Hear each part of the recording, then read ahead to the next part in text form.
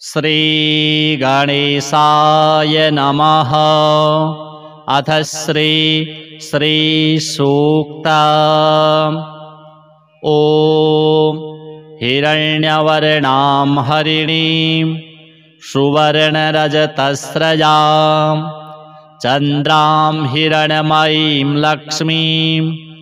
जातवेदो मावह। ताम आवह जातवेदो लक्ष्मीमनपगामिनी। यस्यां हिरण्यं विन्देयं गामश्वं पुरुषानः। अश्वपूर्वां रथमध्यां हस्तिनादप्रबोधिनी। श्रियं देवीमुपभये श्रीर्मा देवीरजुषतां। कांसोऽस्मितां हिरण्यप्राकारां आर्द्रां ज्वलन्तीं तृप्तां तर्पयन्तीं। पद्मे स्थितां पद्मवर्णां तामिहोपभये श्रियं। चन्द्रां प्रभासां यशसा ज्वलन्तीं श्रियं लोके देवजुष्टामुदारां। तां पद्मिनीमीं शरणमहं प्रपद्ये। लक्ष्मीर्मे नश्यतां त्वां वृणे। आदित्यवर्णे तपसोऽधिजातो वनस्पतिस्थौ वृक्षोऽथ बिल्वः। तस्य फलानि तपसा नुदन्तु मायान्तरायाश्च बाह्या अलक्ष्मीः। उपैतु मां देवसखः कीर्तिश्च मणिनाशः। प्रादुर्भूतोऽस्मि राष्ट्रेऽस्मिन् कीर्तिमृद्धिं ददातु मे। क्षुत्पिपासामलां ज्येष्ठाम् अलक्ष्मीं नाशयाम्यहम्। अभूतिं समृद्धिं च सर्वां निर्णुद मे गृहात्। गन्धद्वारां दुराधर्षां नित्यपुष्टां करीषिणीम्। ईश्वरीं सर्वभूतानां तामिहोपभये श्रियं। मनसः काममाकुतिं वाचः सत्यमसीमहि। पशूनां रूपमन्नस्य मयि श्रीः श्रयतां यशः। कर्दमेन प्रजा भूता मयि सम्भव कर्दम। श्रियं वासय मे कुले मातरं पद्ममालिनी। आपः सृजन्तु स्निग्धानि चिकलितवसमे गृहे। निच देवीं मातरं श्रियं वासय मे कुले। आर्द्रां पुष्करिणीं पुष्टिं पिङ्गलां पद्ममालिनीं। चन्द्रां हिरण्मयीं लक्ष्मीं जातवेदो मावह। आर्द्रां यः करिणीं यष्टिं सुवर्णां हेममालिनीं। सूर्यां हिरण्मयीं लक्ष्मीं जातवेदो मावह। ताम आवह जातवेदो लक्ष्मीमनपगामिनी। यस्यां हिरण्यं प्रभूतं गावो दास्योश्वान् विन्देयं पुरुषानः। यः शुचिः प्रयतो भूत्वा जुहुयादाज्यमन्वः। श्रियः पञ्चदशर्चं च श्रीकामः सततं जपेत्। श्रीमहालक्ष्म्यार्पणमस्तु। ॐ हिरण्यवर्णां हरिणीं सुवर्णरजतस्रजां चन्द्रां हिरण्मयीं लक्ष्मीं जातवेदो मावह ताम आवह जातवेदो लक्ष्मीमनपगामिनी यस्यां हिरण्यं विन्देयं गामश्वं पुरुषानः अश्वपूर्वां रथमध्यां हस्तिनादप्रबोधिनीं श्रियं देवीमुपभये श्रीर्मा देवीरजुषतां कांसोऽस्मितां हिरण्यप्राकाराम् आर्द्रां ज्वलन्तीं तृप्तां तर्पयन्तीं पद्मे स्थितां पद्मवर्णां तामिहोपभये श्रियं चन्द्रां प्रभासां यशसा ज्वलन्तीं श्रियं लोके देवजुष्टामुदारां तां पद्मिनीमीं शरणमहं प्रपद्ये लक्ष्मीर्मे नश्यतां त्वां वृणे आदित्यवर्णे तपसोऽधिजातो वनस्पतिस्थौ वृक्षोऽथ बिल्वः तस्य फलानि तपसा नुदन्तु मायान्तरायाश्च बाह्या अलक्ष्मीः उपैतु मां देवसखः कीर्तिश्च मणिनाशः प्रादुर्भूतोऽस्मि राष्ट्रेऽस्मिन् कीर्तिमृद्धिं ददातु मे क्षुत्पिपासामलां ज्येष्ठाम् अलक्ष्मीं नाशयाम्यहम् अभूतिं समृद्धिं च सर्वां निर्णुद मे गृहात् गन्धद्वारां दुराधर्षां नित्यपुष्टां करीषिणीं ईश्वरीं सर्वभूतानां तामिहोपभये श्रियं मनसः काममाकुतिं वाचः सत्यमसीमहि पशूनां रूपमन्नस्य मयि श्रीः श्रयतां यशः कर्दमेन प्रजा भूता मयि सम्भव कर्दम श्रियं वासय मे कुले मातरं पद्ममालिनीम् आपः सृजन्तु स्निग्धानि चिकलितवसमे गृहे निच देवीं मातरं श्रियं वासय मे कुले आर्द्रां पुष्करिणीं पुष्टिं पिङ्गलां पद्ममालिनीं चन्द्रां हिरण्मयीं लक्ष्मीं जातवेदो मावह आर्द्रां यः करिणीं यष्टिं सुवर्णां हेममालिनीं सूर्यां हिरण्मयीं लक्ष्मीं जातवेदो मावह ताम आवह जातवेदो लक्ष्मीमनपगामिनीं यस्यां हिरण्यं प्रभूतं गावो दास्योश्वान् विन्देयं पुरुषानः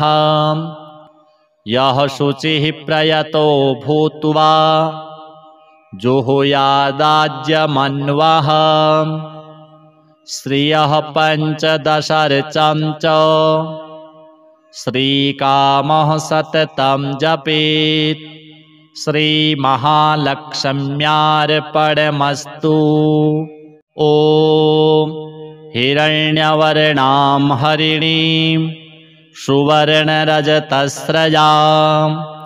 चन्द्रां हिरण्मयीं लक्ष्मीं जातवेदो मावह ताम् आवह जातवेदो लक्ष्मीमनपगामिनी यस्यां हिरण्यं विन्देयं गामश्वं पुरुषानः अश्वपूर्वां रथमध्यां हस्तिनादप्रबोधिनी श्रियं देवीमुपभये श्रीर्मा देवीरजुषतां कांसोऽस्मितां हिरण्यप्राकाराम् आर्द्रां ज्वलन्तीं तृप्तां तर्पयन्तीं पद्मे स्थितां पद्मवर्णां तामिहोपभये श्रियं चन्द्रां प्रभासां यशसा ज्वलन्तीं श्रियं लोके देवजुष्टामुदारां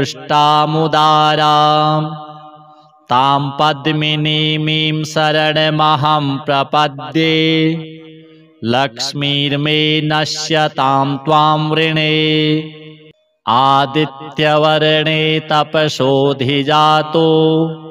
वनस्पतिस्थौ वृक्षोऽथ बिल्वः तस्य फलानि तपसा नुदन्तु मायान्तरायाश्च बाह्या अलक्ष्मीः उपैतु मां देवसखः कीर्तिश्च मणिनाशः प्रादुर्भूतोऽस्मि राष्ट्रेऽस्मिन् कीर्तिमृद्धिं ददातु मे क्षुत्पिपासामलां ज्येष्ठाम् अलक्ष्मीं नाशयाम्यहम् अभूतिं समृद्धिं च सर्वां निर्णुद मे गृहात् गन्धद्वारां दुराधर्षां नित्यपुष्टां करीषिणीम् ईश्वरीं सर्वभूतानां तामिहोपभये श्रियं मनसः काममाकुतिं वाचः सत्यमसीमहि पशूनां रूपमन्नस्य मयि श्रीः श्रयतां यशः कर्दमेन प्रजा भूता मयि सम्भव कर्दम श्रियं वासय मे कुले मातरं पद्ममालिनी आपः सृजन्तु स्निग्धानि चिकलितवसमे गृहे निच देवी मातरं श्रियं वासय मे कुले आर्द्रां पुष्करिणीं पुष्टिं पिङ्गलां पद्ममालिनीं चन्द्रां हिरण्मयीं लक्ष्मीं जातवेदो मावह आर्द्रां यः करिणीं यष्टिं सुवर्णां हेममालिनीं सूर्यां हिरण्मयीं लक्ष्मीं जातवेदो मावह ताम् आवह जातवेदो लक्ष्मीमनपगामिनीं यस्यां हिरण्यं प्रभूतं गावो दास्योश्वान् विन्देयं पुरुषानः यः शुचिः प्रयतो भूत्वा जुहुयादाज्यमन्वः श्रियः पञ्चदशर्चं च श्रीकामः सततं जपेत् श्रीमहालक्ष्म्यार्पणमस्तु। ॐ हिरण्यवर्णां हरिणीं सुवर्णरजतस्रजां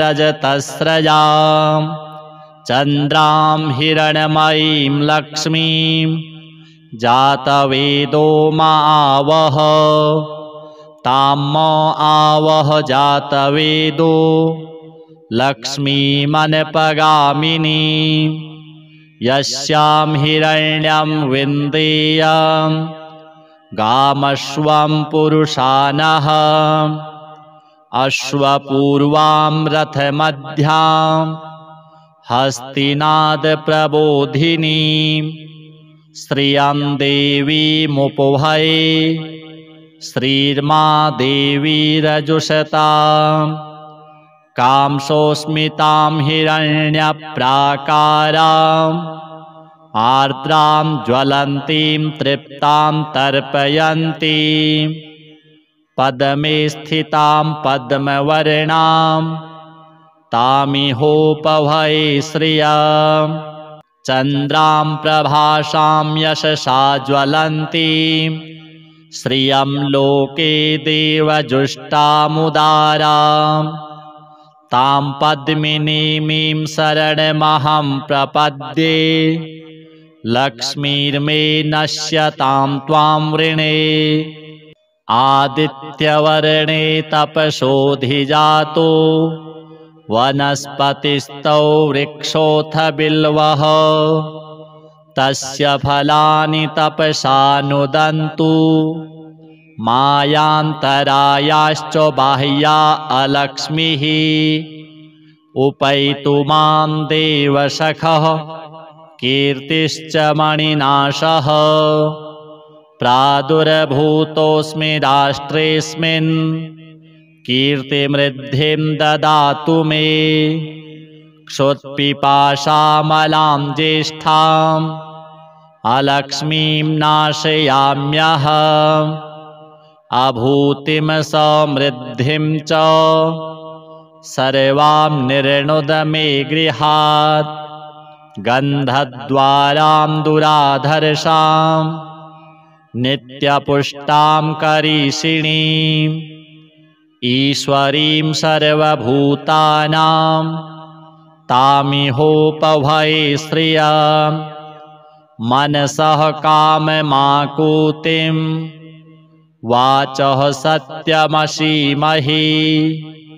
पशूनां रूपमन्नस्य मयि श्रीः श्रयतां यशः कर्दमेन प्रजा भूता मयि सम्भव कर्दम श्रियं वासय मे कुले मातरं पद्ममालिनी आपः सृजन्तु स्निग्धानि चिकलितवसमे गृहे निच देवी मातरं श्रियं वासय मे कुले आर्द्रां पुष्करिणीं पुष्टिं पिङ्गलां पद्ममालिनीं चन्द्रां हिरण्मयीं लक्ष्मीं जातवेदो मावह आर्द्रां यः करिणीं यष्टिं सुवर्णां हेममालिनीं सूर्यां हिरण्मयीं लक्ष्मीं जातवेदो मावह ताम आवह जातवेदो लक्ष्मीमनपगामिनीं यस्यां हिरण्यं प्रभूतं गावो दास्योश्वान् विन्देयं पुरुषानः यः शुचिः प्रयतो भूत्वा जुहुयादाज्यमन्वः श्रियः पञ्चदशर्चं च श्रीकामः सततं जपेत् श्रीमहालक्ष्म्यार्पणमस्तु। ॐ हिरण्यवर्णां हरिणीं सुवर्णरजतस्रजां चन्द्रां हिरण्मयीं लक्ष्मीं जातवेदो मावह ताम आवह जातवेदो लक्ष्मीमनपगामिनीं यस्यां हिरण्यं विन्देयं गामश्वं पुरुषानः अश्वपूर्वां रथमध्यां हस्तिनादप्रबोधिनीं श्रियं देवीमुपभये श्रीर्मा देवीरजुषतां कांसोऽस्मितां हिरण्यप्राकाराम् आर्द्रां ज्वलन्तीं तृप्तां तर्पयन्तीं पद्मे स्थितां पद्मवर्णां तामिहोपभये श्रियं चन्द्रां प्रभासां यशसा ज्वलन्तीं श्रियं लोके देवजुष्टामुदारां तां पद्मिनीमीं शरणमहं प्रपद्ये लक्ष्मीर्मे नश्यतां त्वां वृणे आदित्यवर्णे तपसोऽधिजातो वनस्पतिस्थौ वृक्षोऽथ बिल्वः तस्य फलानि तपसा नुदन्तु मायान्तरायाश्च बाह्या अलक्ष्मीः उपैतु मां देवसखः कीर्तिश्च मणिनाशः प्रादुर्भूतोऽस्मि राष्ट्रेऽस्मिन् कीर्तिमृद्धिं ददातु मे क्षुत्पिपासामलां ज्येष्ठाम् अलक्ष्मीं नाशयाम्यहम् अभूतिं समृद्धिं च सर्वां निर्णुद मे गृहात् गन्धद्वारां दुराधर्षां नित्यपुष्टां करीषिणीं ईश्वरीं सर्वभूतानां तामिहोपभये श्रियं मनसः काममाकुतिं वाचः सत्यमसीमहि पशूनां रूपमन्नस्य मयि श्रीः श्रयतां यशः कर्दमेन प्रजा भूता मयि सम्भव कर्दम श्रियं वासय मे कुले मातरं पद्ममालिनीम् आपः सृजन्तु स्निग्धानि चिकलितवसमे गृहे निच देवीं मातरं श्रियं वासय मे कुले आर्द्रां पुष्करिणीं पुष्टिं पिङ्गलां पद्ममालिनीं चन्द्रां हिरण्मयीं लक्ष्मीं जातवेदो मावह आर्द्रां यः करिणीं यष्टिं सुवर्णां हेममालिनीं सूर्यां हिरण्मयीं लक्ष्मीं जातवेदो मावह ताम् आवह जातवेदो लक्ष्मीमनपगामिनीं यस्यां हिरण्यं प्रभूतं गावो दास्योश्वान् विन्देयं पुरुषानः यः शुचिः प्रयतो भूत्वा जुहुयादाज्यमन्वः श्रियः पञ्चदशर्चं च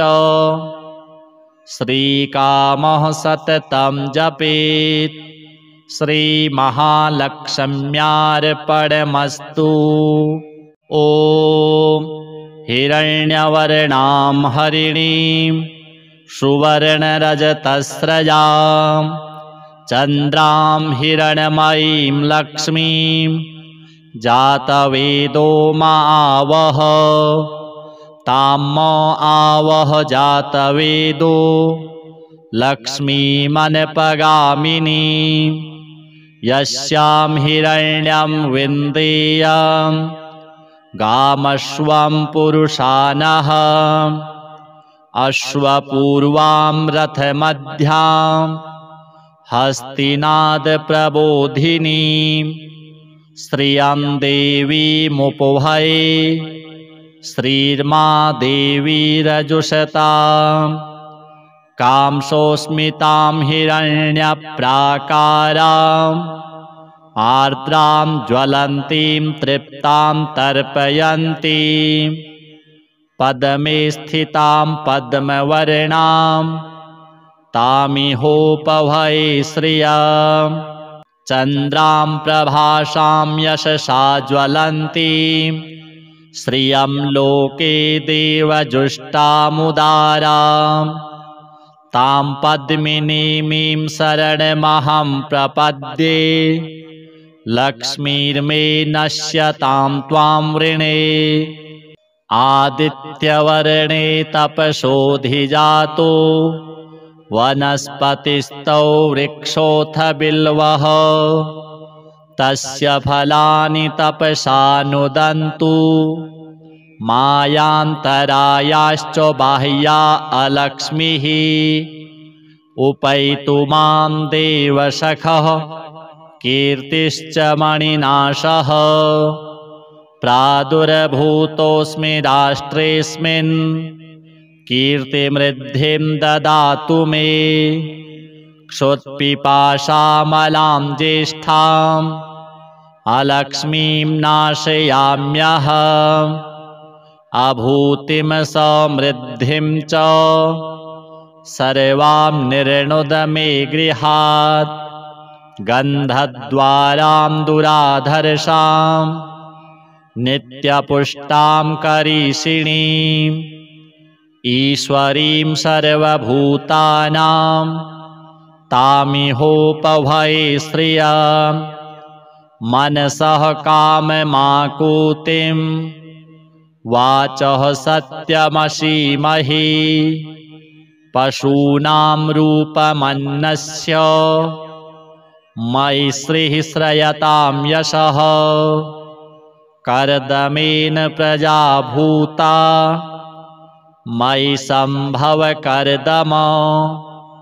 श्रियं वासय मे कुले मातरं पद्ममालिनीम् आपः सृजन्तु स्निग्धानि चिकलितवसमे गृहे निच देवीं मातरं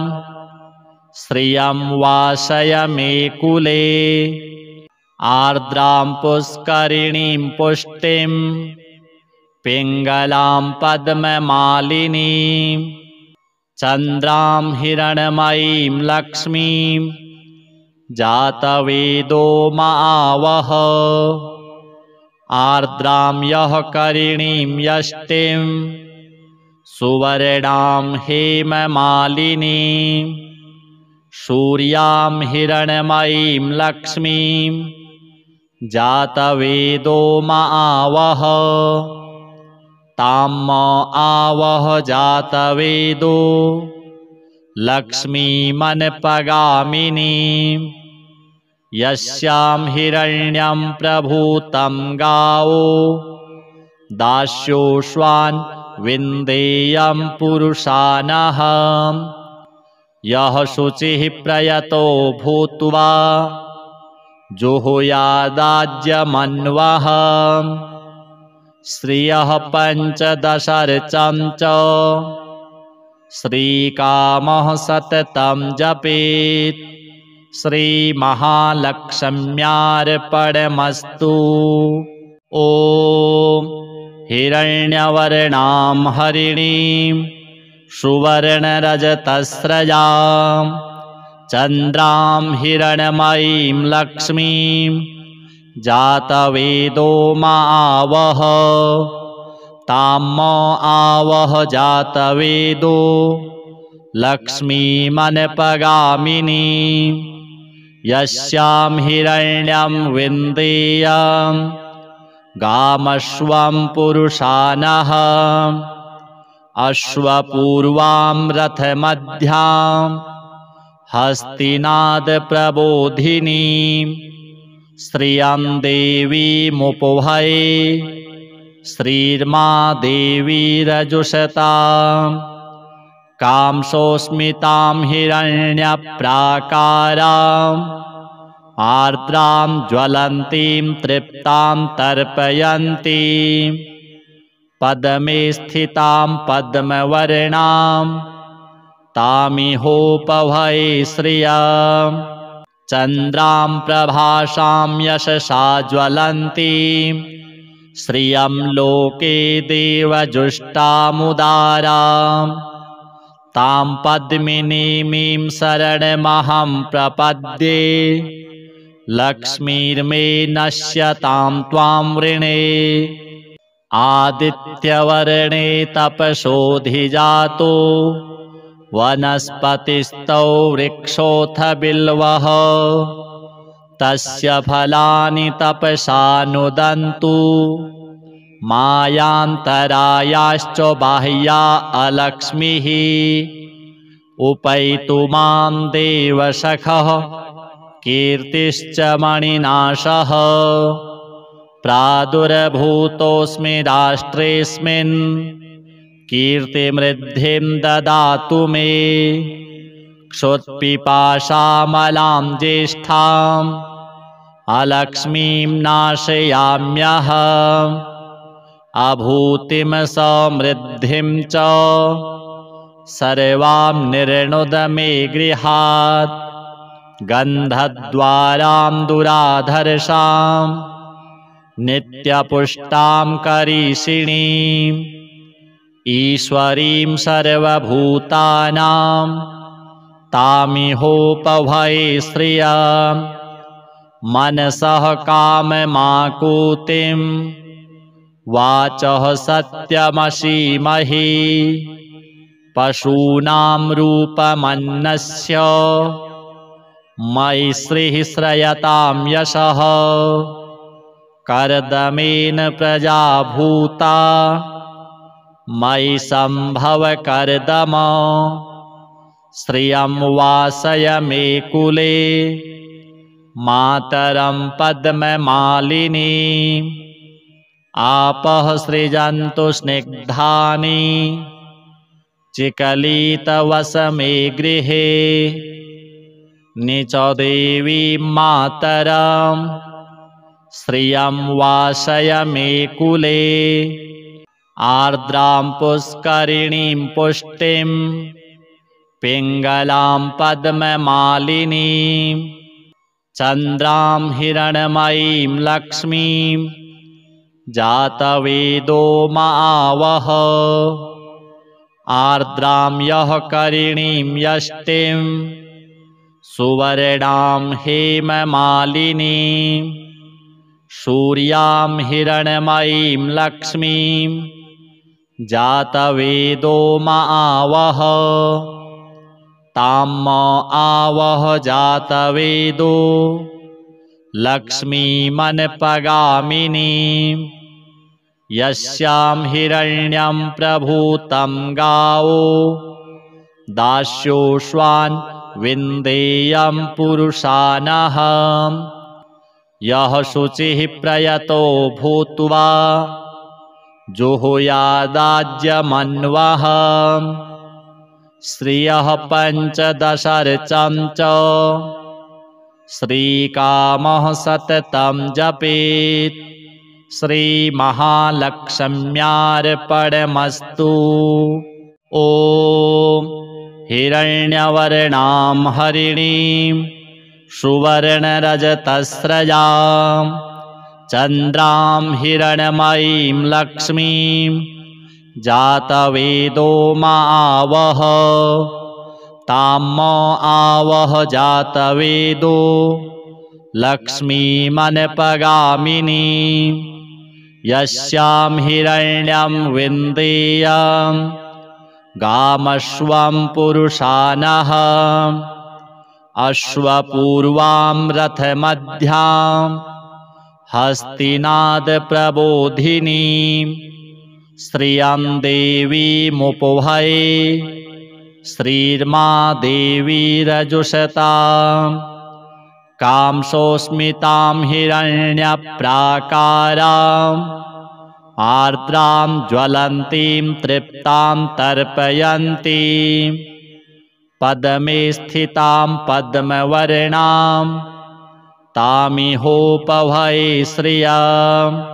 चन्द्रां प्रभासां यशसा ज्वलन्तीं श्रियं लोके देवजुष्टामुदारां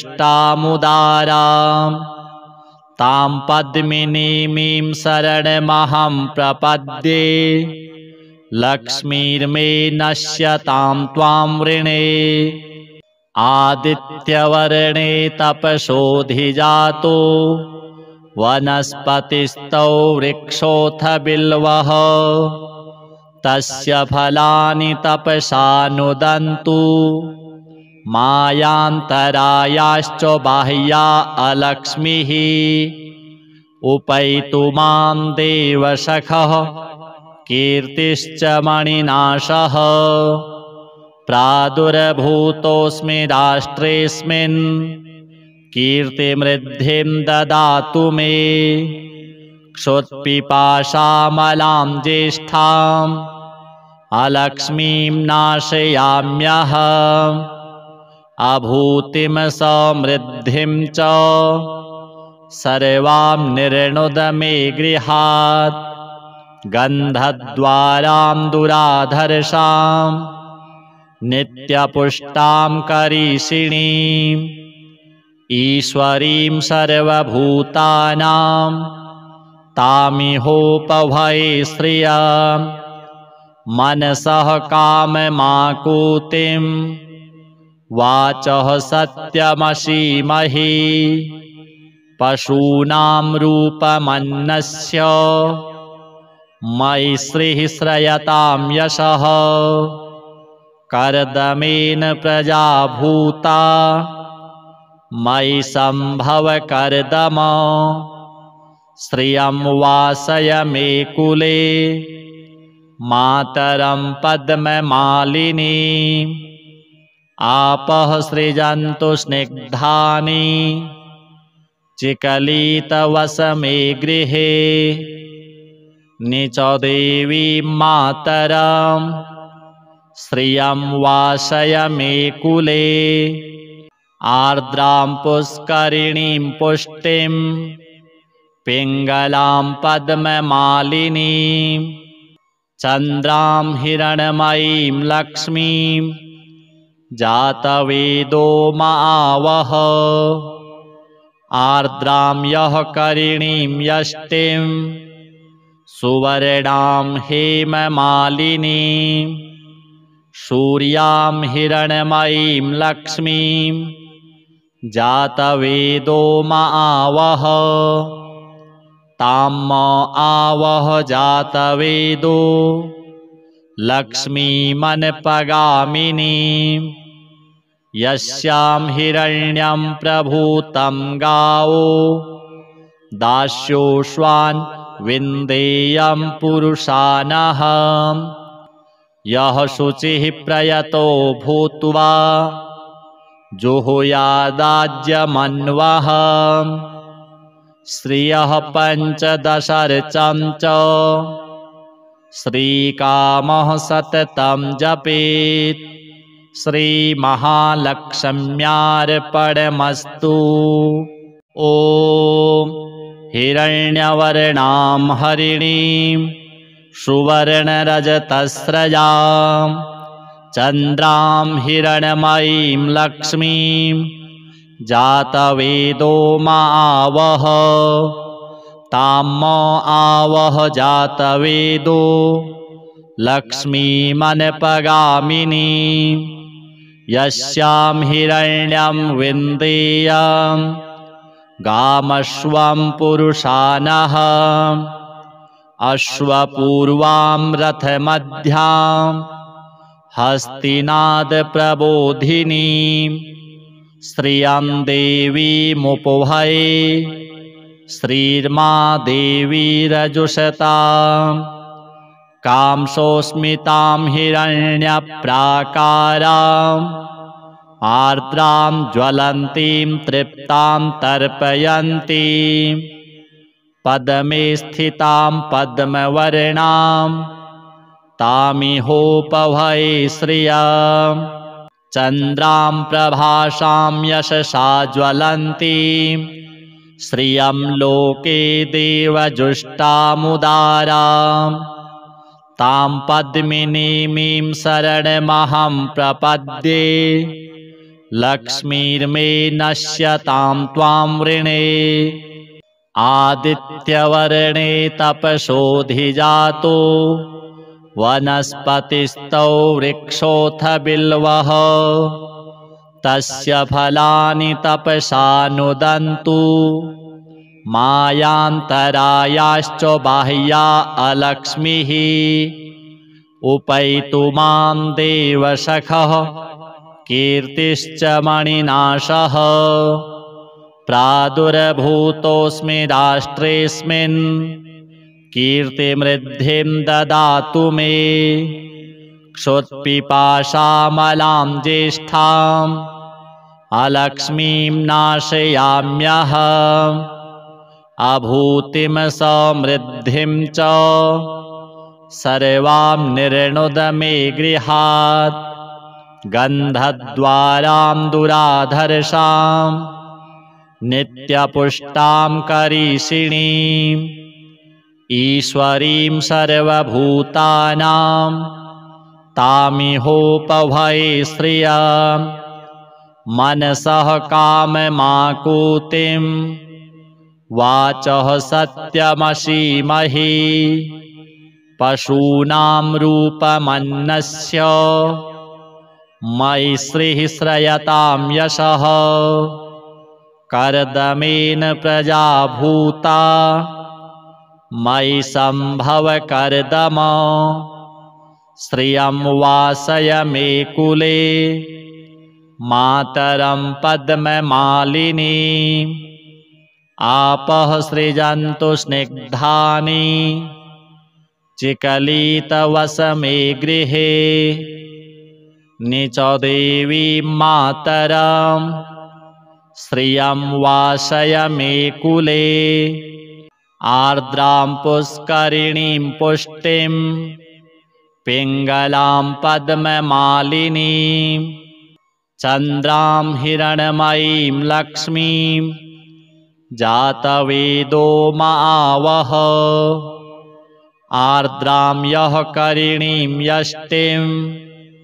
सुवर्णां हेममालिनीं सूर्यां हिरण्मयीं लक्ष्मीं जातवेदो मावह ताम् आवह जातवेदो लक्ष्मीमनपगामिनीं यस्यां हिरण्यं प्रभूतं गावो दास्योश्वान् विन्देयं पुरुषानः यः शुचिः प्रयतो भूत्वा जुहुयादाज्यमन्वः श्रियः पञ्चदशर्चं च श्रीकामः सततं जपेत् श्रीमहालक्ष्म्यार्पणमस्तु। ॐ हिरण्यवर्णां हरिणीं सुवर्णरजतस्रजां चन्द्रां हिरण्मयीं लक्ष्मीं जातवेदो मावह ताम् आवह जातवेदो लक्ष्मीमनपगामिनीं यस्यां हिरण्यं विन्देयं गामश्वं पुरुषानः अश्वपूर्वां रथमध्यां हस्तिनादप्रबोधिनीं श्रियं देवीमुपभये श्रीर्मा देवीरजुषतां कांसोऽस्मितां हिरण्यप्राकाराम् आर्द्रां ज्वलन्तीं तृप्तां तर्पयन्तीं पद्मे स्थितां पद्मवर्णां तामिहोपभये श्रियं चन्द्रां प्रभासां यशसा ज्वलन्तीं श्रियं लोके देवजुष्टामुदारां तां पद्मिनीं शरणमहं प्रपद्ये लक्ष्मीर्मे नश्यतां त्वां वृणे आदित्यवर्णे तपसोऽधिजातो वनस्पतिस्थौ वृक्षोऽथ बिल्वः तस्य फलानि तपसा नुदन्तु मायान्तरायाश्च बाह्या अलक्ष्मीः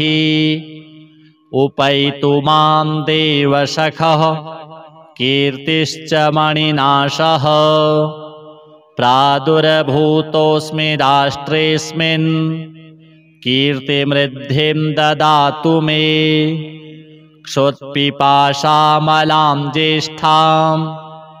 अलक्ष्मीं नाशयाम्यहम् अभूतिं समृद्धिं च सर्वां निर्णुद मे गृहात् गन्धद्वारां दुराधर्षां नित्यपुष्टां करीषिणीम् ईश्वरीं सर्वभूतानां तामिहोपभये श्रियं मनसः काममाकुतिं वाचः सत्यमसीमहि पशूनां रूपमन्नस्य मयि श्रीः श्रयतां यशः कर्दमेन प्रजा भूता मयि सम्भव कर्दम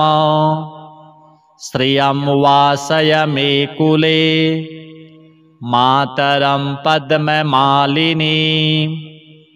आपः सृजन्तु स्निग्धानि चिकलितवस मे गृहे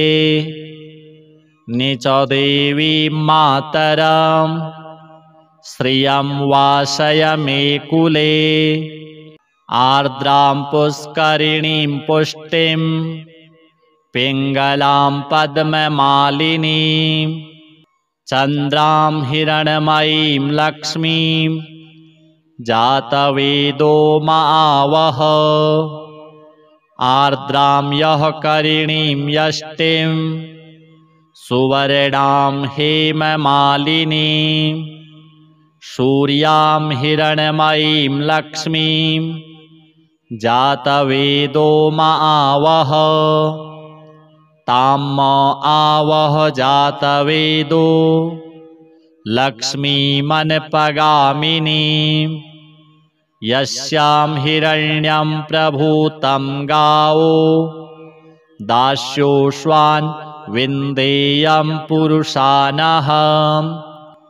यः शुचिः प्रयतो भूत्वा जुहुयादाज्यमन्वः श्रियः पञ्चदशर्चं च श्रीकामः सततं जपेत् श्रीमहालक्ष्म्यार्पणमस्तु। ॐ हिरण्यवर्णां हरिणीं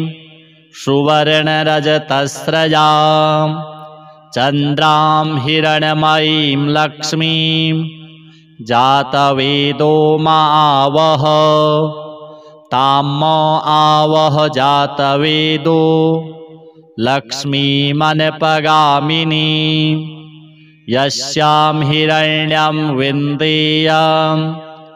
गामश्वं पुरुषानः अश्वपूर्वां रथमध्यां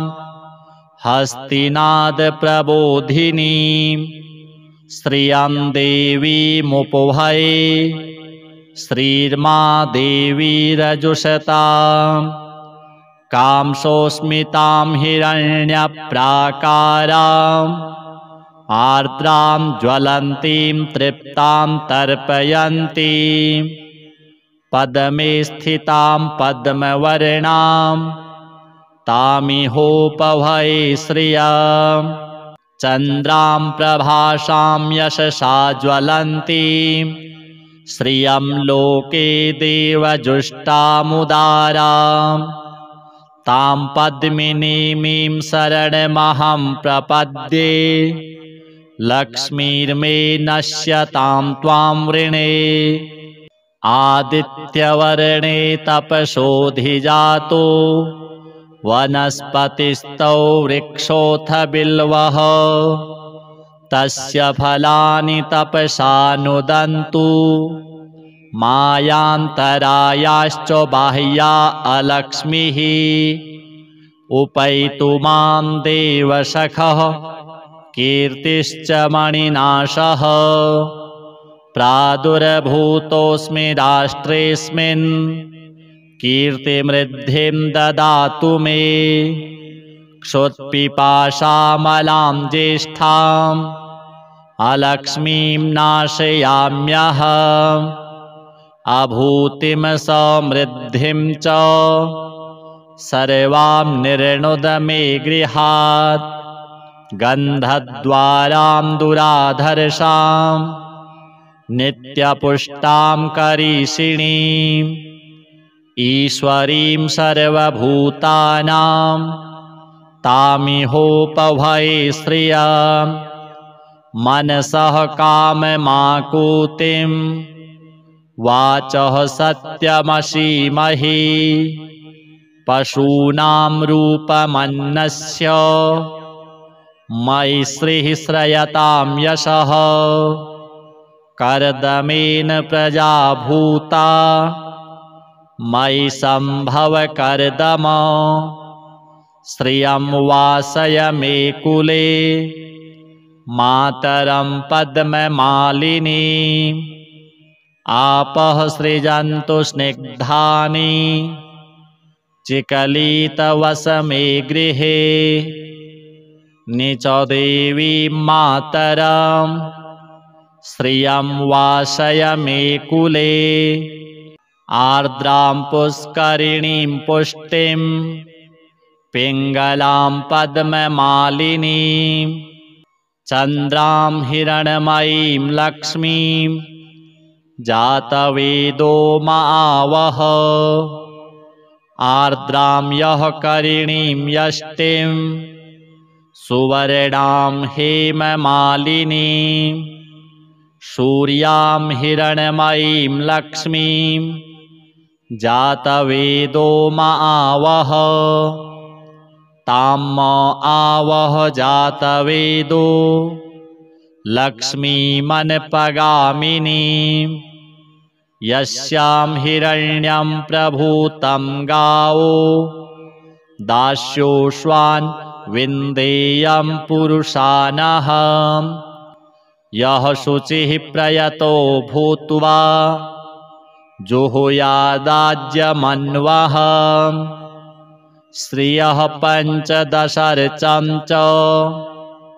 श्रीकामः सततं जपेत् श्रीमहालक्ष्म्यार्पणमस्तु।